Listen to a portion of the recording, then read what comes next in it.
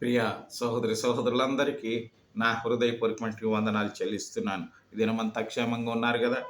సమయంలో కీర్తనల గ్రంథం 128 అధ్యాయము 2 వచనం చదువుకుందాం. నిశ్చయముగా నీవు నీ చేతుల కష్టార్జితమును అనుభవించెదవు, నీవు ధన్యుడు, నీకు మేలు కలుగును. In English, you shall eat the fruit of the labour of your hands, you shall be blessed and it shall be will with you అని వ్రాయబడి ఉంది. ప్రేమైనటువంటి సహోదరులారా, నిజముగా మన కష్టార్జితుల యొక్క ప్రతిఫలాన్ని మనము నిశ్చయముగా అనుభవిస్తాం.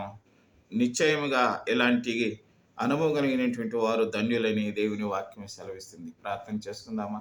అవును స్వామి, భూమి మీద మా స్వామి, మేము జీవనోపాధికి జీవించేటప్పుడు మా కష్టార్జితాన్ని, మా ప్రతిఫలాన్ని మీరు దీవించి ఆశీర్వదించే దేవుడు స్వామి.